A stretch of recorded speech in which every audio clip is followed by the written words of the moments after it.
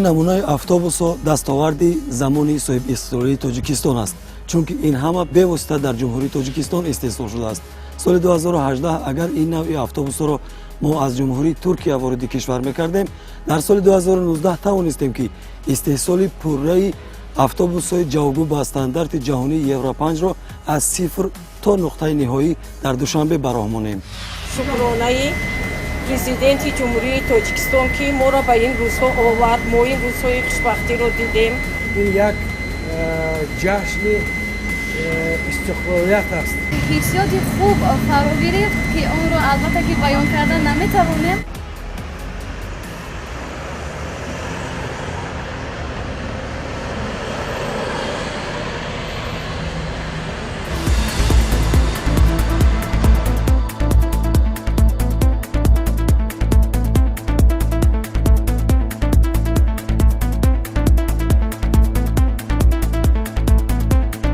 дар арафаи таҷлил аз 28-умин солгарди истиқлолияти давлатии ҷумҳурии Тоҷикистон санаи 5 сентябр аввалин автобуси истеҳсоли ватанӣ дар хиёбони Рӯдакӣ бароҳ баромад ва ҳаракати озмоишии худро анҷом дод.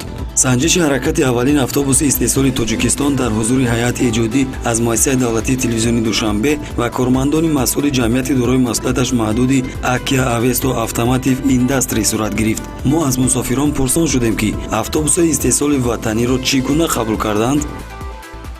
ин як ҷашни истиқлолият аст, чунки дар даври советии хел автобусҳо набуд. ман ҷудо хурсанд шудам. ин ҳама бо дастгирии раиси шаҳр муҳтарам Эмомалӣ ки ҳамисро бароҳ мондааст, ин хеле хуб аст ки нақлиёт зиёд мешаванд, мусофирҳо дар кӯчаҳо намемонанд. ҳамин гуна сохтусозҳо агар идома ёбад, боварӣ дорам ки Тоҷикистони пешрафти мо аз ин дида боз гулгушкунтару пешрафтар мегардад. ман шума аз ин истиқлолият ва шума аз ин сарзамин мекунам ки ин рӯз дар ҳамин ҷумҳурии Тоҷикистон ҳамин гуна автобусҳои замонавиро истеҳсол карданд ва ин боиси ҳар як ифтихори халқи тоҷик мебошад. фахр мекунам ки аз ҷумҳурии Тоҷикистон маҳсулоти саноати вазнин бароварда шуд. беҳтарин аст. хеле хурсандем ки дар Тоҷикистон ҳамчун пешравиҳо ҳастанд. хеле хурсандем. аз автобуси дигар давлатҳо ягон мавъудие надорад. сол мо тонистем ки автобусҳои замонавиро дар ҷумҳурии худамон пешкаш намоем. ман ҳатто боварӣ намекардам, дар фикрам надоштам ки масалан аз ҷумҳурии Тоҷикистон масалан автобуси ва нав тайёр карда барорам. бисёр хурсандам. ёдрас мешавем ки чанде қабл ҷамъияти дорои масъулияташ маҳдуди Akia Avesto Automotive Industry 10 адад автобуси истеҳсоли ватаниро ба корхонаҳои коммуналии нақлиётии шаҳри Душанбе супорид, 8 адад ба корхонаи коммуналии воҳиди давлатии автобус 3 ва 2 автобус ба корхонаи коммуналии воҳиди давлатии автобус 2. ҳамакнун аз ин ба баъд сокинону меҳмонон дар кӯчаву хиёбони пойтахт тавассути автобусҳои истеҳсоли Тоҷикистон раво мекунанд.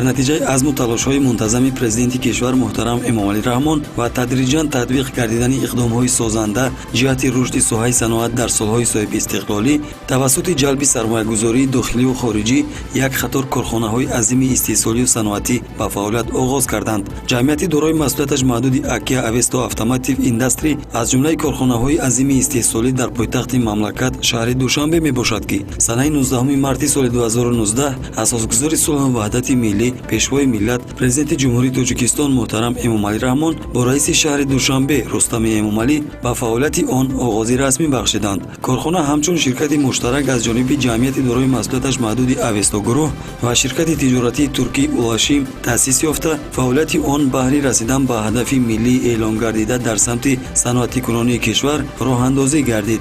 ҳаҷми сармоягузорӣ барои бунёд ва бароҳ мондани хатти истеҳсоли воситаҳои нақлиёти ҷамъиятии мусофирбар 100 миллион сомониро дар бар мегирад. корхонаи мазкур 6 хатти истеҳсолӣ дорад: хатти кафширгарӣ, таҳрангмолӣ, рангуборкунӣ, банду басти механикию электрикӣ ва хатти назорати ниҳоии сифат. ҳар як хати истеҳсолӣ бо технологияҳои пешрафта ва муосир муҷаҳҳаз гардонида шудааст. барои омода кардани пайкари автобус кор мувофиқи нақша аз андозагириву буридани профилҳо оғоз мешавад.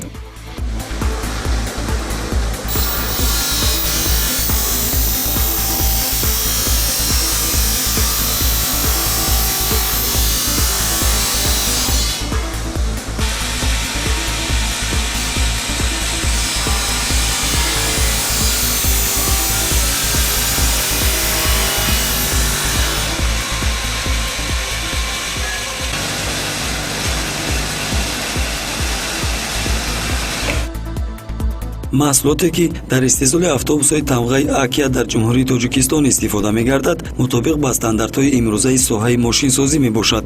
ин профилҳо аз ҷумҳурии Туркия ворид гардида пурқувват будани он кафолат дода мешавад. раванди буридани профилҳо мувофиқ ба андозаи мушаххасшуда аз рӯи ҷадвали муқаррар гардидаи истеҳсолӣ зери назорати ҷиддӣ қарор дорад. тавре мебинем дар ин сех мутахассисони маҳаллӣ бо истифода аз таҷҳизоти муосир профилҳоро ба қисмҳо ҷудо мекунанд.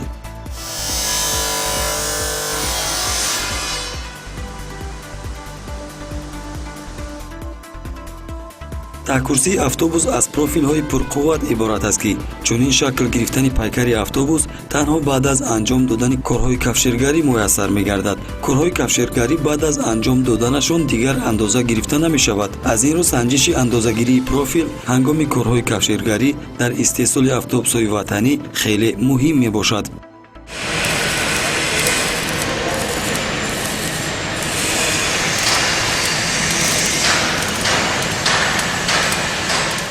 хати кафширгарӣ аз ду қисмат иборат аст: рост ва чап.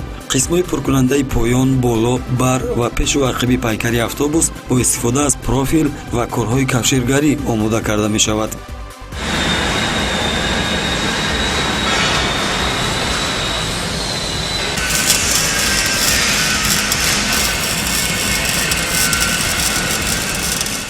...2018 yılında fabrikamızın temelleri atıldı.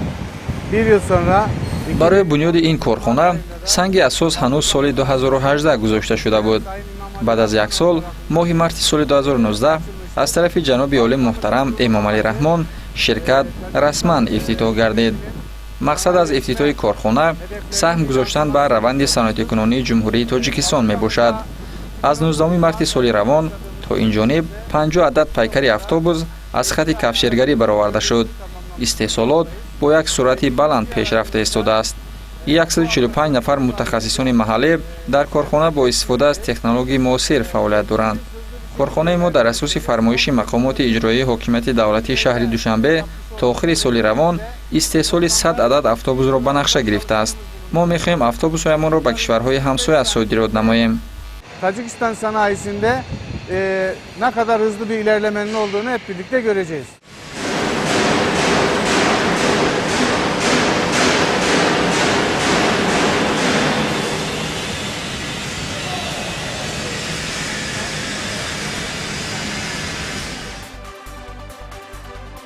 мутахассисони турк мегӯянд дар истеҳсоли автобусҳо васлу насби зиёда аз 2000 қисмҳои эҳтиётӣ лозим меояд ки талаботи истеҳсоли ин қисмҳо дар ҷумҳурии Тоҷикистон худ заминаи бунёди чандин корхонаҳои хурди ёрирасонро фароҳам меорад. корхонаи муштараки Акия Авесто ширкати рӯ ба инкишоф буда вобаста ба стратегияи рушд мақсад дорад ба бозорҳои Осиё ва Аврупо ворид шавад. ҷумҳурии Тоҷикистон ки аз рӯи ҷойгиршавии ҷуғрофӣ дар маркази Осиёи Миёна мавқеият дорад, мавҷудияти ширкати истеҳсолкунандаи автобус ба наздик шудани он ба бозори Осиё мусоидат мекунад. бо назардошти он ки барои истеҳсоли як адад автобус беш аз 2000 қисмҳои эҳтиётии пуркунанда лозим меояд, имкон ҳаст ки дигар коргоҳҳо бунёд карда шавад. масалан, ин профилҳо дар ҳоли ҳозир аз ҷумҳурии Туркия ворид карда мешавад. агар ин профилҳо истеҳсоли ватанӣ бошад, боз ба манфиати кор аст.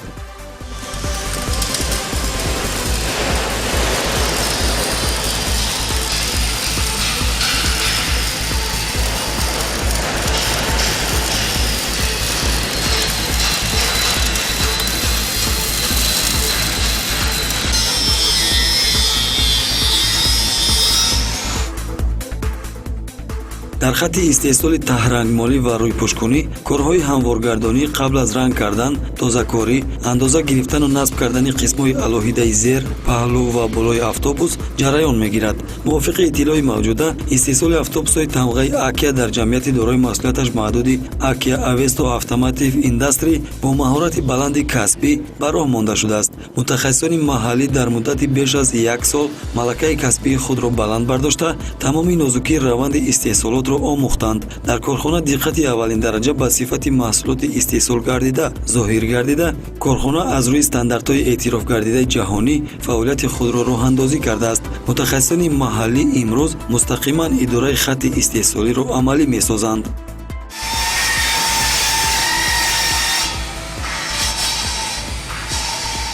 қариб 1 сол мешавад корхонаро кор кардем. корхона не аст мақсад ягон тамбин сар вақт маошона мешавад. ва сафар Туркия рафтем хондем. зиёда 2 моҳ рафтем хондем, таҷриба омӯзӣ хуб кардем. омадем ҳар тақрибан 10 нафар шогирд будем. шогирдоро омӯхтесем мақсад қисмати дарун берун ҳаҷ автобус. шукрона истиқлолият мекунем ки ҳамчаи корхонаҳо бисёртар шаванд. мо ҳамчаи ҷавонҳо бисёртар корхонаҳода кор дарем. дар ҳақиқат истеҳсоли тоҷик аст. ҳеҷ ка боварӣ надошт ки мақсад ки тоҷикҳо техника мақсад автобусҳо ихтироъ мекунанд. дар ҳақиқат ҳаст мешавад. бояд фақат аз сирки дил кор кардан аст.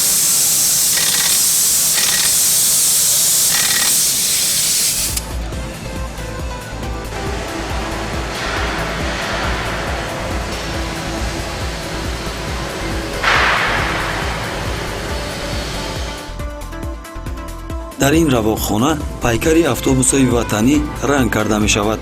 ҷавонони қобилиятнок ва меҳнатдӯст ки саҳми худро дар истеҳсоли автобусҳои ҷумҳурии Тоҷикистон мегузоранд, кӯшиш мекунанд корашон босифат анҷом ёбад.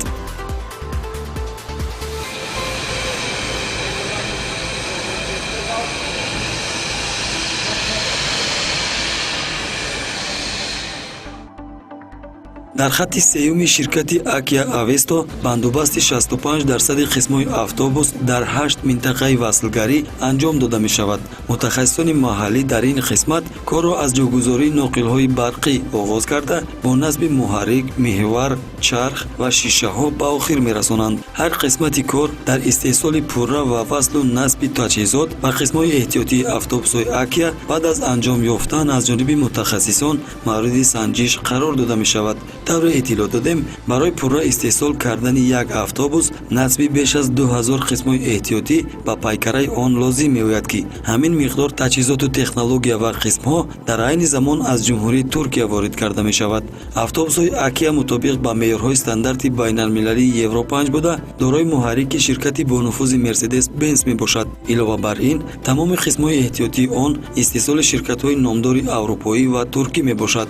яке аз хусусиятҳои рақобатноки автобусҳои истеҳсолшаванда дар Тоҷикистон дар он аст ки ҳамаи навъҳои автобуси тамғаи Акия бо истифода аз технологияи муосир истеҳсол карда мешаванд. сарфакунии хароҷоти сӯзишворӣ ва ҳифзи муҳити зист, муҳлати зиёди истифодабарӣ, мутобиқ будани он ба 4 фасли сол дар иқлими Тоҷикистон, 5 камераи назоратӣ дар дохили салон, 2 экрани намоишдиҳанда, таҷҳизоти гармиву хунукидиҳанда, кондитсионер, фарши паст ва тезсуръатӣ аз ҷумлаи бартариятҳои автобуси тамғаи Акия мебошад.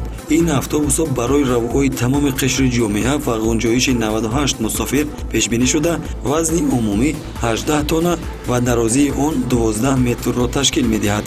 ширкати Акия Avesto дар ҳоли ҳозир дар асоси фармоиши мақомоти иҷроияи ҳокимияти давлатии шаҳри Душанбе автобусҳои 12 метраи дохилишаҳрии тамғаи Акия Ultra LF12-ро истеҳсол карда истодааст.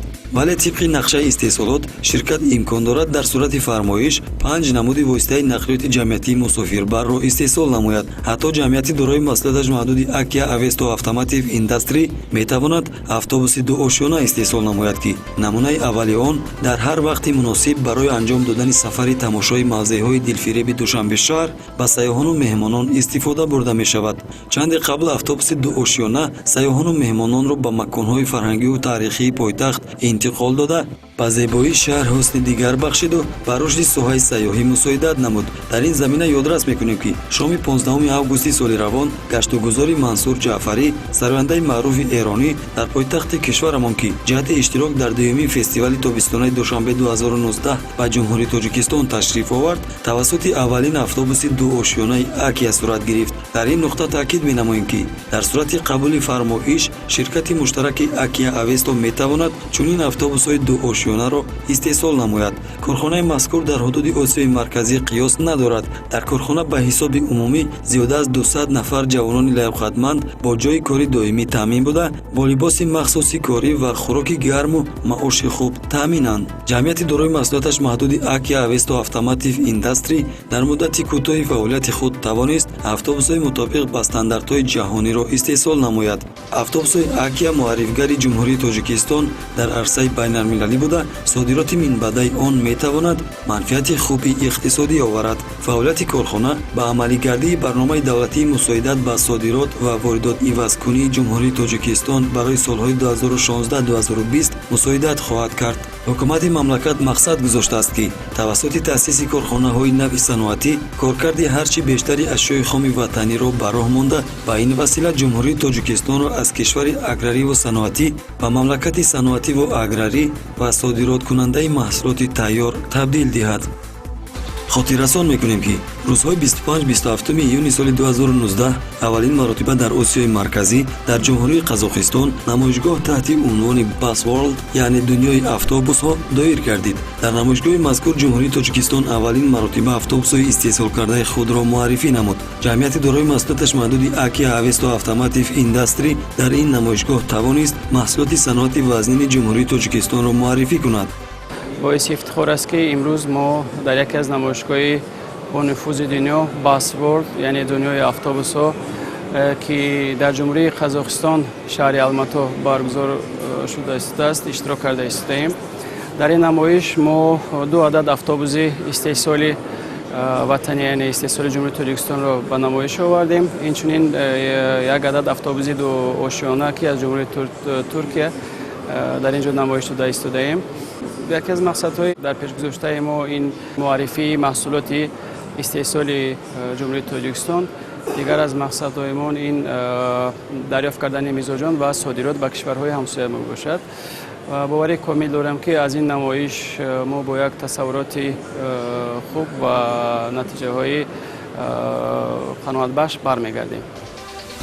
автобусҳои тамғаи акия истеҳсолшуда дар ҷумҳурии тоҷикистон ба иштирокчиёни намоишгоҳи дунёи автобусҳо писанд омад ва намояндагони як қатор давлату ширкатҳо ҳавасмандии худро ҷиҳати ҳамкорӣ баён доштанд.